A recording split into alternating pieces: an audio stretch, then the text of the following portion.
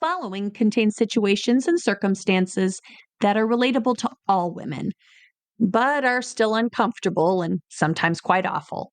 We don't pull any punches. Listener discretion is advised.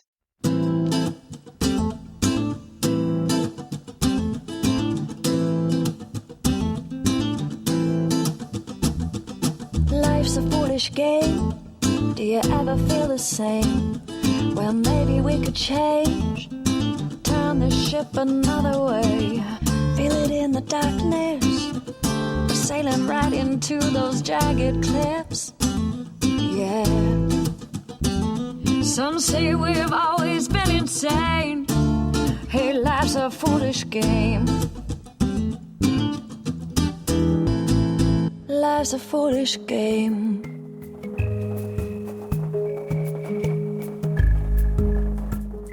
Eddie the crooner, Eddie the superstar, Eddie the stud, the Adonis, the guy all women dreamed of having and all men dreamed of being.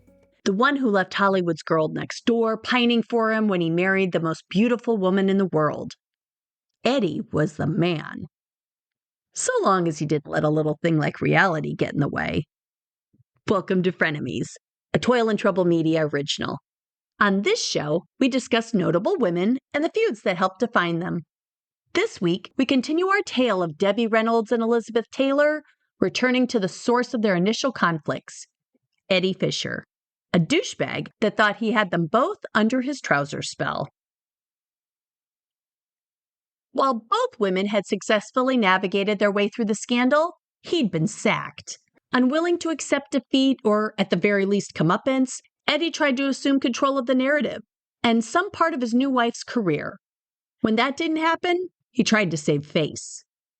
And when that didn't happen, he closed his eyes altogether. Hearing confirmation from Elizabeth herself that she had feelings for co-star Richard Burton, he refused to believe the marriage was doomed. Eddie listened to the words of his wife and summarily blew them off. She didn't know what she was talking about. It was just a bump in the road. But the bump ate at him. Eddie wasn't one to suffer bumps. When Liz was hospitalized following an overdose, he rushed to see her at the hospital, but left soon after and went to New York. As filming of her new movie, Cleopatra, progressed, the couple remained on opposite sides of the country, barely seeing each other at all. The truth of her on-set affair finally came to light from Burton, of all people. When Eddie called home to check on his wife, Burton answered the phone. "What are you doing in my house?" Eddie asked. Burton replied, "What do you think I'm doing? I'm fucking your wife." The brazen response sent Eddie into a rage. He bought a gun and returned home with thoughts of killing him. With weapon in hand, he let himself into the house and quietly creeped up the stairs. He opened the bedroom door and went inside.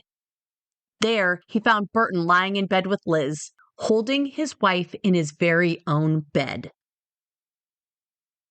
She awoke to find Eddie standing over the couple, holding the gun. She cried out. Now remember, this isn't a true crime show. This is Frenemies. We're discussing female rivalries, remember? So she cried out, and Eddie stopped himself before pulling the trigger. "Don't worry, Elizabeth," he said. "I'm not going to kill you. You're too beautiful." He left the home without firing a shot, and she barely saw Eddie again. Thankfully, all involved lived to see another day, and the story circulated quietly in entertainment circles. As ironic as it was, it offered Debbie some comfort. She'd warned him. She knew Elizabeth never really loved him. Elizabeth preferred her men to be intense, gorgeous, and from her side of the pond. Eddie was merely a placeholder that kept her bed warm during her mourning period. It's fun to be right. Following the incident, Liz dropped Eddie to pursue a romance with Burton. They were married 9 days after her marriage to Eddie dissolved. Once joined in matrimony, the couple worked to unify everything else too. They appeared together on the much-panned VIPs, and again 2 years later for Who's Afraid of Virginia Woolf, a film that earned Liz a second Oscar for her role as an overweight, angry wife of an alcoholic professor, played by Burton. All the while, the couple endured constant harassment. Burton for being a sex-fueled cad, and Liz for, you guessed it, repeating previous antics. The relationship caused so much scandal that a congresswoman from Georgia tried to stop the pair from returning to America on grounds of undesirability, and the Vatican published an open letter about their erotic vagrancy. But Elizabeth shrugged it off. Part of that erotic vagrancy was the thought that she shouldn't have divorced Nicky Hilton either. So what did the Pope know?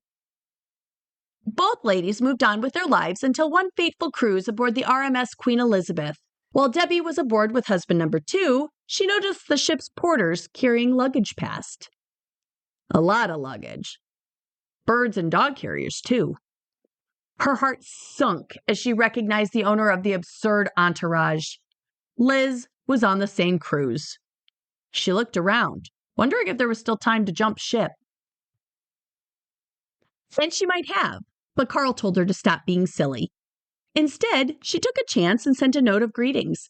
Elizabeth soon replied, and the four had dinner together.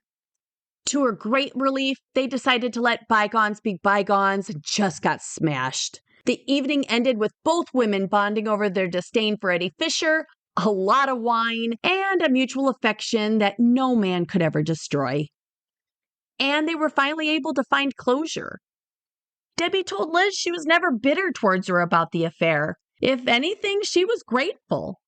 It took a long time for all the lives to be brought together again, including Elizabeth, including Eddie, and myself, she said. It's just something we went through, and it wasn't good for any of us. Their marriage wasn't good for them. That fell apart. The ending of ours, later years, I really owe Elizabeth a favor for breaking that whole situation. But I don't blame her for the break. I blame Eddie for the break. Maybe I stick with women. And she should. By then, Liz had some time to process things too. I think I ended up being the Scarlet Woman, partly because of my rather puritanical upbringing and beliefs, she said. I couldn't just have a romance. It had to be marriage. You don't get over men like the flu. Every divorce is like a little death. But I'm not through with men, she said. That wouldn't be realistic. Debbie added, I feel that Elizabeth needed desperately a replacement of Mike Todd, and in Eddie, that's what she had. She didn't intend to go out and destroy me or any other woman. That's what she needed at the time, and naturally, that's a little bit selfish. But isn't the end of every love affair selfish? Or the beginning selfish? You have to look at what life is all about, she said, and is it worth it? And is he worth it? The friendship perhaps was worth more. After coming to peace with their mother, Elizabeth would go on to reach out to Debbie's children as well and make amends. She immediately took my hand and pulled me down to sit beside her, Todd Fisher said.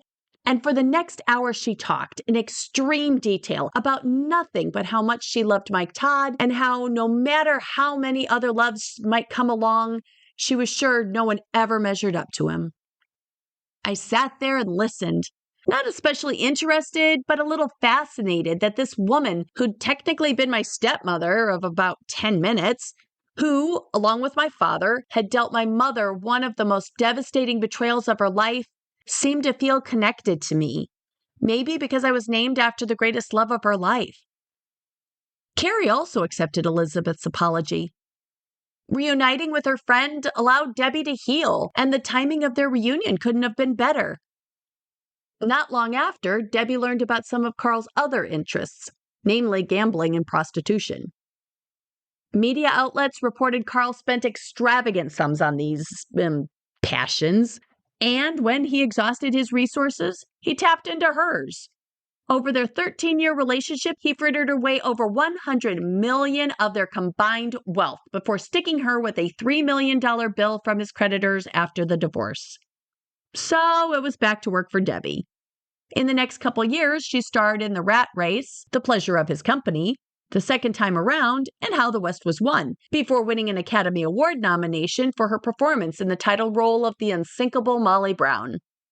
The musical biopic of a society lady and Titanic survivor hit a chord with the box office, and with her as well. After that came more movies, Goodbye Charlie, The Singing Nun, and Divorce American Style, along with television shows What's the Matter with Helen and the short-lived Debbie Reynolds show. As Debbie reeled from the emotional and financial impact of divorce number 2, she also took some time for herself to be with her children. Her daughter Carrie had just launched her career with an appearance on Broadway. Todd was still in high school. She did some studio work, doing voiceovers for the movie adaptation of Charlotte's Web, before turning towards stage work, performing in Las Vegas and Broadway.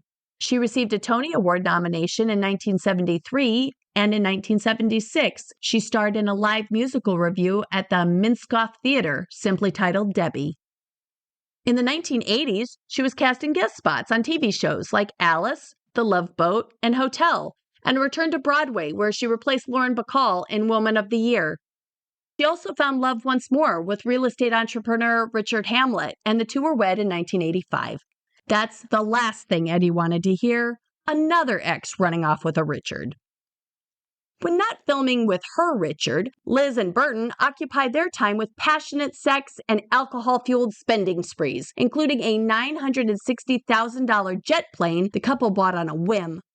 They snapped up properties in Ireland, Switzerland, and Puerto Vallarta. They collected paintings by Picasso, Monet, Augustus John, and Rembrandt. And they spent a ridiculous amount of money on jewelry. Liz loved jewelry. The couple also gave generously to charities, extended family, and the staff supporting their shenanigans. Much of this over-the-top lifestyle involved socializing with the European jet set, something Liz enjoyed but Burton abhorred.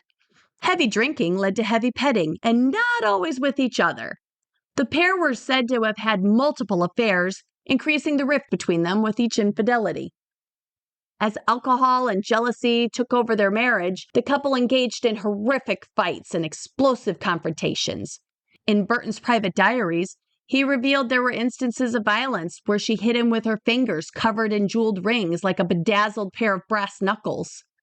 Journaling about these incidents, he confessed he was enraged every time he thought about it. Addiction, alcoholism, affairs, and an unsustainable lifestyle eventually tore the legendary lovers apart.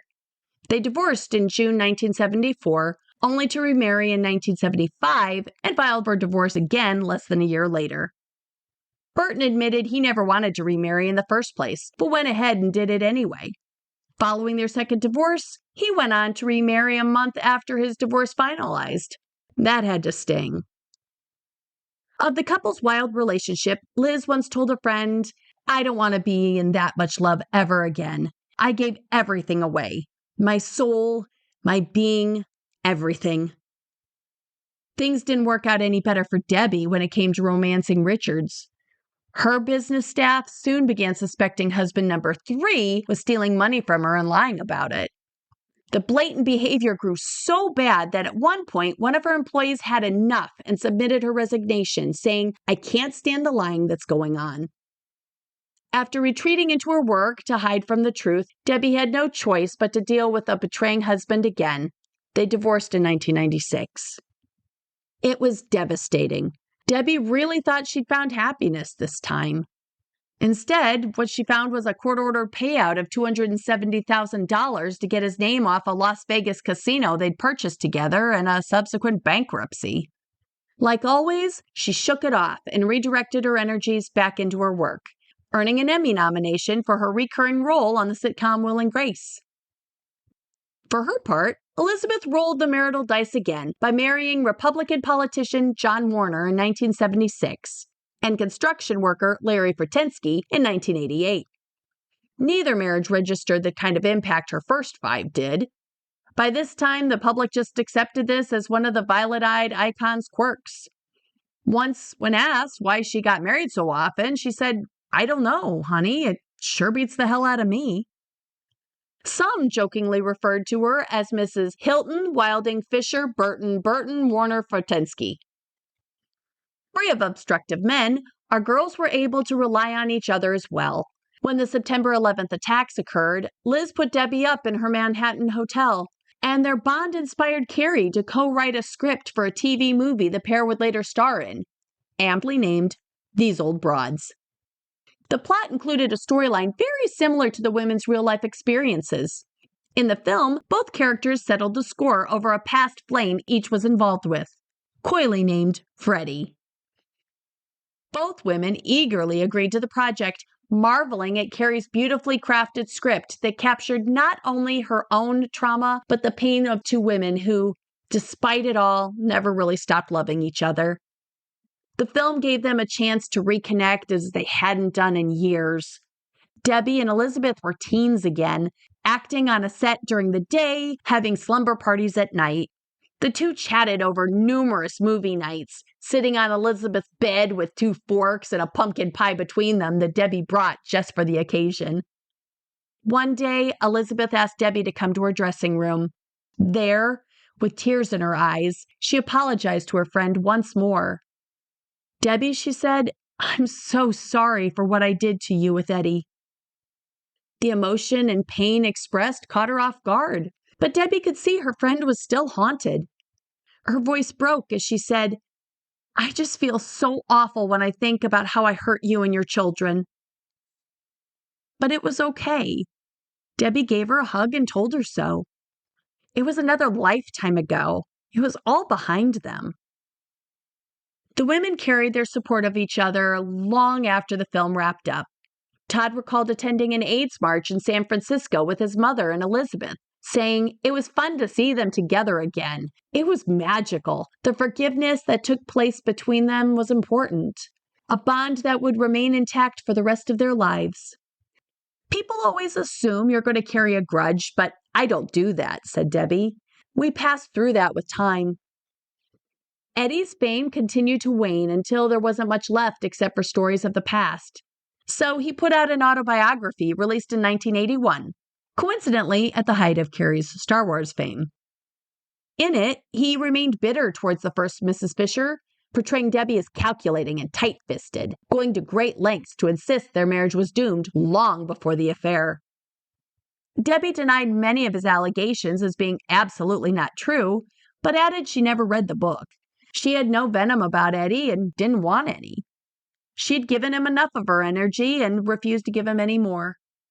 As the father of her children, she didn't want to dislike him.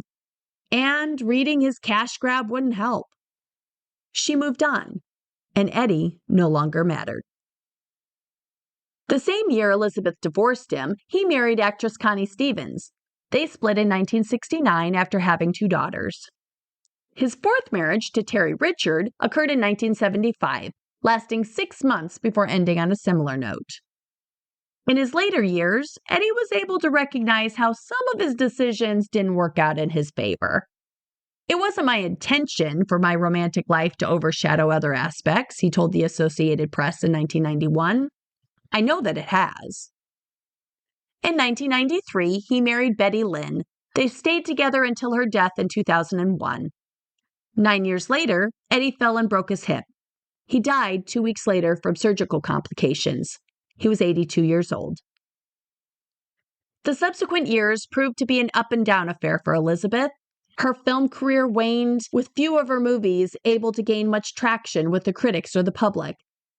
As beautiful and dynamic as she was, there were other beautiful and dynamic actresses coming to the studios, too. Younger actresses, with a lot less baggage. She also began to feel the health effects of living like a rock star. In early 2011, she was admitted to Cedars-Sinai Hospital for congestive heart failure. She passed away on March 23rd. After her death, her son Michael Wilding released a statement saying, "My mother was an extraordinary woman who lived life to the fullest, with great passion, humor, and love. We will always be inspired by her enduring contribution to our world." Her loss left a hole in Debbie's heart, of which she would never recover. She was grief-stricken once again when Carrie suffered a massive heart attack and died.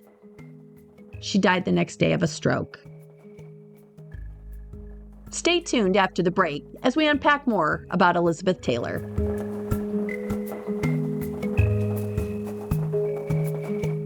Elizabeth Taylor once called Michael Todd one of the 3 true loves of her life, right next to Richard Burton and her jewelry.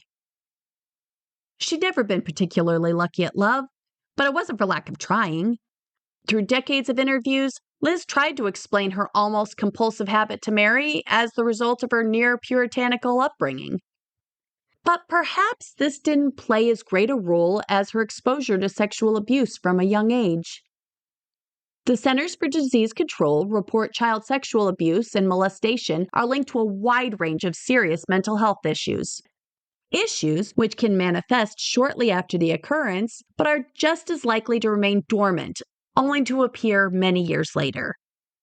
There are a lot of reasons for this, one of which may be the fact that in childhood, a victim may not fully understand what is happening, requiring time and experience to help them see it. And molestation, in particular, can be confusing, especially to a child.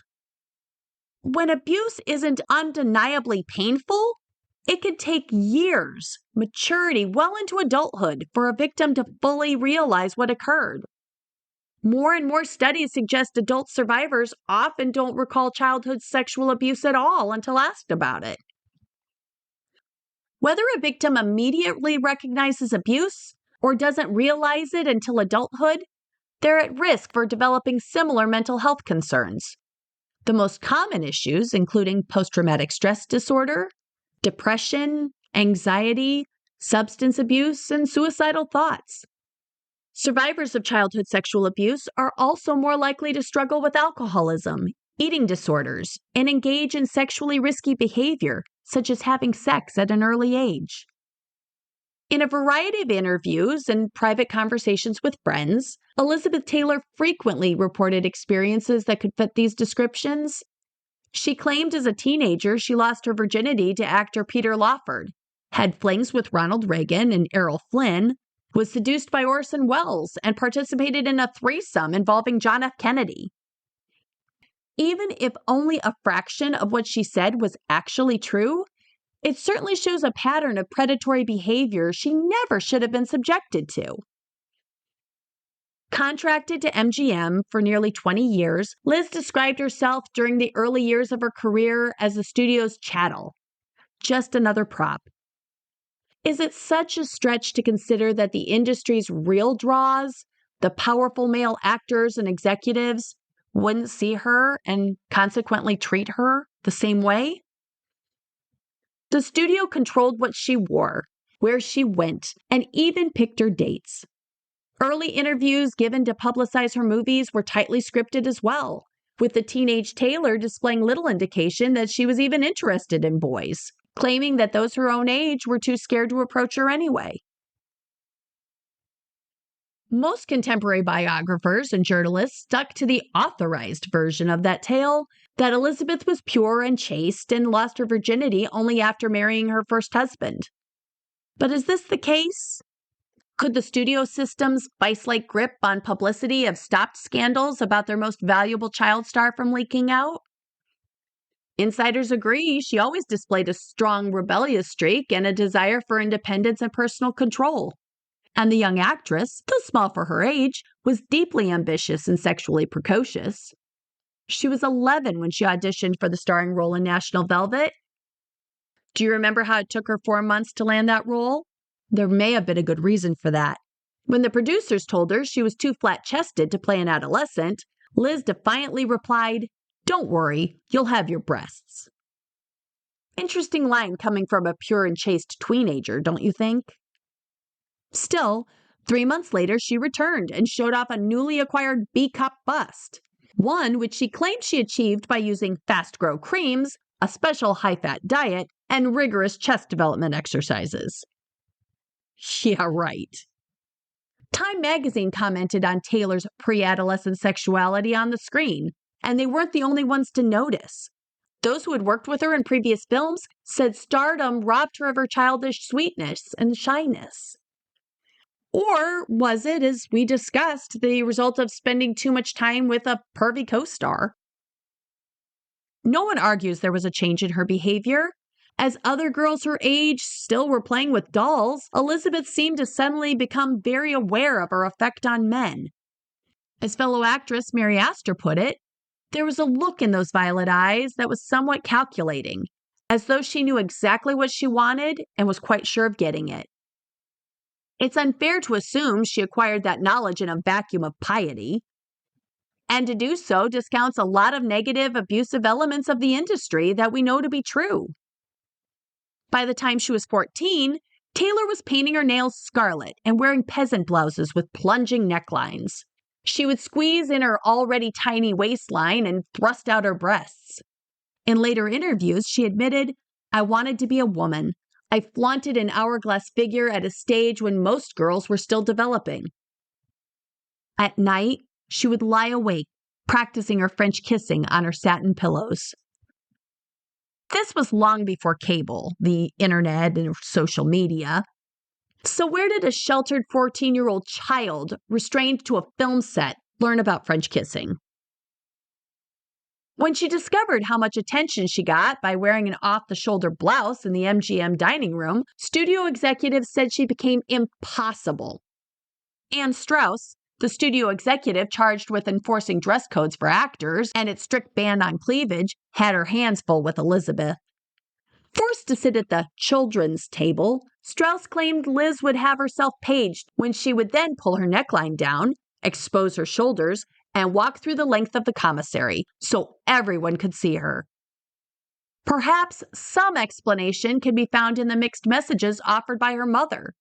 As Liz frequently described, she was raised with conservative values when it came to romance. Casual relationships and affairs were not acceptable. Love resulted in marriage. But where were the boundaries and lessons young Liz needed to learn about handling attraction? Instead of discouraging her young daughter from being treated as a sex object, her mother, Sarah Taylor, appears to have encouraged it. Described as hugely ambitious, observers recalled an occasion when Liz was invited to visit the White House. Sarah Taylor was said to have dressed her daughter like a quote-unquote 13-year-old Joan Crawford hussy. In a black velvet dress, white fur coat, and nylon stockings, the wardrobe choice certainly made heads turn more than lace-trimmed bobby socks and saddle shoes. Men were left gasping in her wake. "She is the most beautiful creature I have ever seen in my life," said writer J.D. Salinger after meeting her. And since she designed the costume, it is reasonable to believe that Sarah would have tutored her daughter on how to play the part as well. She certainly didn't pump the brakes when her daughter started veering out of her lane. She told a radio interviewer that boys her own age bored her, but admitted she wanted to do crazy, silly things with men who were a little older before she could legally drive. She had just turned 15 when Orson Welles saw her in the MGM dining room, calling her unbelievable. Many years later, the iconic director said, "Unlike other figures in Hollywood, I have never found myself attracted to young girls. Elizabeth Taylor had something which transcended age. I will never forget how she moved down the commissary aisle holding her food tray. I lusted for that young girl and felt, for the first time in my life, like a dirty old man." He denied surrendering to his lustful thoughts, but that wasn't the verdict of authors Prince and Porter, who claimed Wells was among a string of famous men who had their way with her. Liz claimed he forced himself on her in his dressing room after luring her there with the promise of a film role. Oh my God, it's a prequel to Harvey Weinstein. The duo also agree with suspicions she was 15 when she had a dalliance with the suave, aristocratic actor Peter Lawford, the future brother-in-law of John F. Kennedy, and a man on whom she had a huge crush. Robert Stack, one of her co-stars, allegedly became another lover and reintroduced her to the future president. Liz had briefly met JFK as a little girl when her parents were invited to the U.S. ambassador's residence in London, where his father was then ambassador.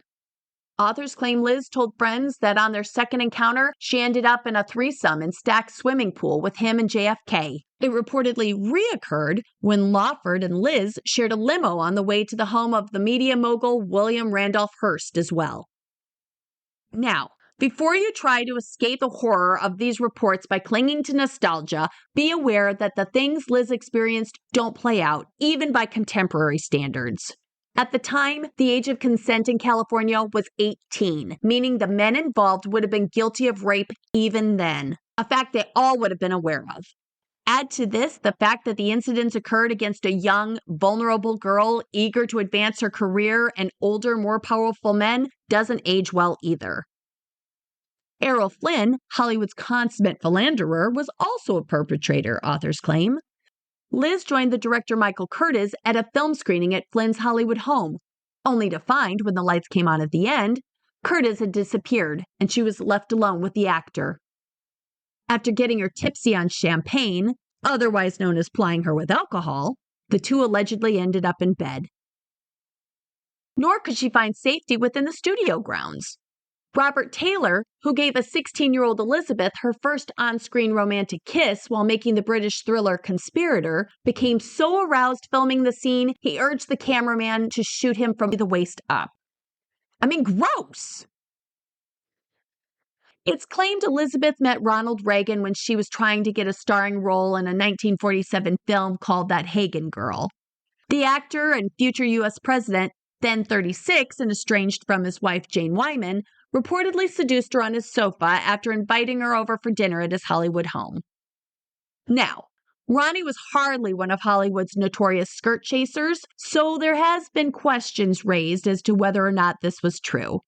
It doesn't appear Liz began telling friends that story until the 1980s, prompting skeptics to conclude she invented it in anger over President Reagan's failure to do more to fight AIDS. But then again, Liz wasn't known to be a liar either. As the list of Liz's lovers, or to be more accurately described, attackers, grows, the sheer number casts these claims into doubt. It's hard to believe that so many assaults occurred without any coming to light. Then again, is there a limit to how many times a child can be abused? Is there a kind of punch card Liz forgot to carry in her wallet? And it's hard to believe the story the studios put out there either. Wouldn't it be just as plausible that their young starlet was exposed to even a fraction of this kind of abuse, and that it would have been covered up? This would certainly explain Liz's later struggles with depression, addiction, alcoholism, and suicide attempts. Desperate measures to heal a lifelong trauma. There's no way for us to ever really know what happened. Everyone involved is long dead. But what can be said is that the body of Liz's work continues to be overshadowed, not by her sexual escapades, but by her compassion and generous nature. That, and the change in the way we view situations like Liz may have faced. I like to think that in light of the Me Too movement, she would have spoken out in support of the victims. She was always a diamond, strong and dazzling. This has been Frenemies. Thanks for listening. Executive produced by Jennifer Beck. This episode was also written and performed by Jennifer Beck. I'm kind of a big deal. Additional production assistance was provided by Erin Iris and David Beck, and our music was performed by Snowflake and Admiral Bob. Thanks, guys. If you enjoyed this podcast, please leave us a 5-star review wherever you listen and tell your friends. It helps us rise above the crap. And check out our website at toilandtroublemedia.com. Follow us on Facebook, Instagram, TikTok, and Threads. We're also on Patreon, and we have a YouTube channel if you want even more Toil and Trouble media in your life. I lost control of those outlets a long time ago, so you never know what you're going to find. They're kind of like herding cats. And as always, thanks for listening.